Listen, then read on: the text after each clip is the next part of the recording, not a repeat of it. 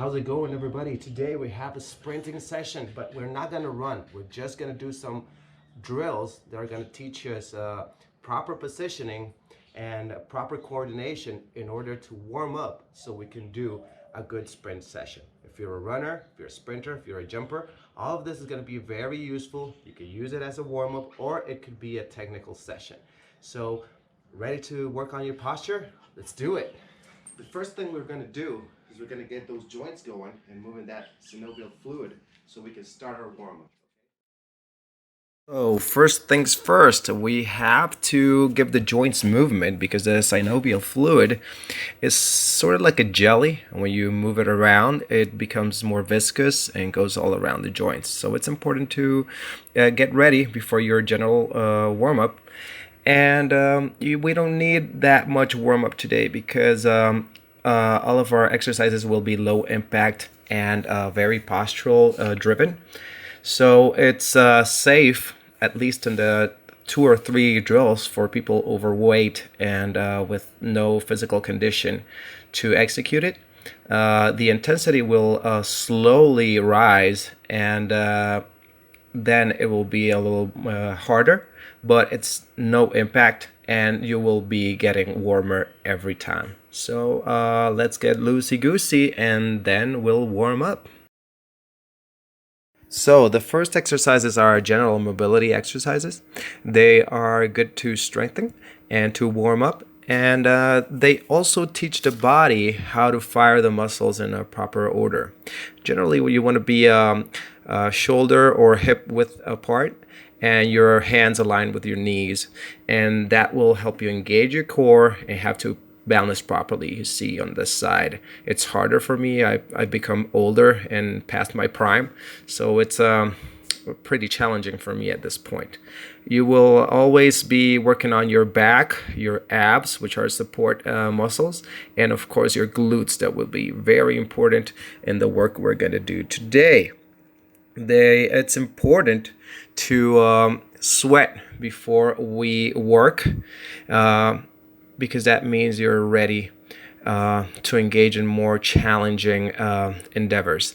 The other thing is that we are going to work on sprint drills, but I am using air quotes for that because you only improve sprinting by sprinting. These are drills that will help you identify positions to help you fire in the proper order and to, in a more controlled fashion, to receive forces that will happen when you sprint. And so we say somebody has a bad technique, poor technique, it's because they can't manage the forces that are influencing on them. The force we're going to eliminate this time is gravity.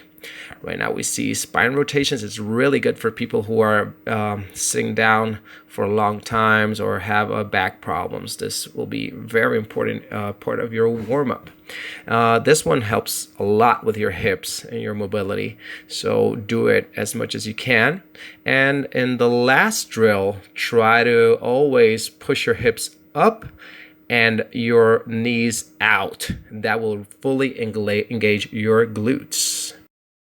So often we don't understand how the human body works. Look at my hips right here. You see when I lift my leg, that side of my hips goes further up than the other one. This will fully engage the glute medius. And you can see in the pictures the difference between standing in 2 legs and standing in 1 with my glutes active. The other thing we want to avoid is the anterior pelvic tilt. This means that your belly button is pointing to the floor.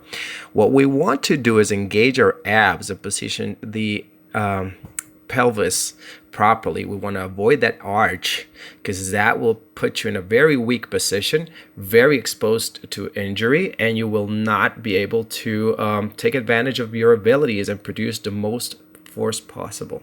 Another common mistake is being toesy, pointing the toes to the ground. You always want to have your ankle cocked. If not, you're going to break the chain of movement and you're going to put a lot of stress on your Achilles tendon, lose a lot of energy and overall balance. So avoid injuries and toes up all the time. Last thing on the not to do's is casting. You cannot just lift with your hip and leave that leg hanging with that long lever tensing the biceps femoris. Always pick up your heel first and then use your hip. Always ankle cocked, and you're gonna avoid a lot of injury too. The thigh pop. Just imagine you're kicking somebody in the shin and bring the foot down. This is to help engage the hip properly. Then you can incorporate the heel.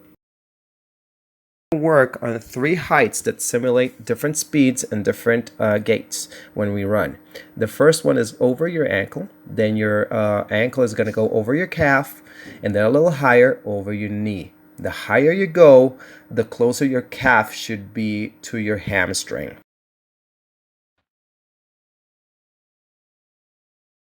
Our second drill is going to be slow up, slow down. You got to get a proper posture and then go with parallel feet and then go up over your ankle, down, then over your calf 10 times, and then over your knee 10 times. Always on this slow up, slow down, fluid motion, keeping those abs and glutes engaged the whole time. Variation of this same exercise is the ellipse. You just want to contract your glute a little more, let your foot go a little further back, and do the same motion. Don't overdo it, because that's what happens when we sprint and we want to over push. It will break your posture. Do it the same thing. 10 over ankle, over calf, and over the knee. We want to overdo the stuff. Don't over push. That will break your posture. The other thing, don't throw your shoulders back. Do not tense the back. Let it move naturally. This drill, you want to tuck your heel under your body as quickly as you can and maintain that posture. If you're doing the thigh pop and your hips are in the proper position, the leg will swing forward very quickly. Now you can lower it in a controlled fashion, never touching the floor, always maintaining position, and you'll notice the work your abs and the glutes have to do to maintain this. Strengthen this position, because now we're going to much more difficult exercises because there's more forces involved. I've been recording this on a profile, but it's actually this way you want to do it, with support on both sides so you can engage your abs and put full force down to the ground. It's really hard to do it with only one hand, but I just did it to show you the movement. The drills are becoming very challenging. You see here how I struggle to keep my form or to accelerate my foot down. It's because I'm not holding with my right hand. You will experiment rotation to the front, so you have to put extra work on your hips and your abs. This will happen when you are sprinting. That's why traditional sprint drills do not work, because they don't simulate the forces that are going to participate in your body when you're sprinting, and you're going to have all these technical difficulties that probably could be solved with good posture and good strength on the glutes. This is when it gets really challenging. You want to really hold on to your abs, really hold on to your hips, and now pick it up quick, throw it down to the ground as quick and aggressive as you can. Now you're going to really feel the rotation. You want to control that. You want to dominate this position and really work with your abs and your hips. You should be doing it better than I am, because I'm very past my prime.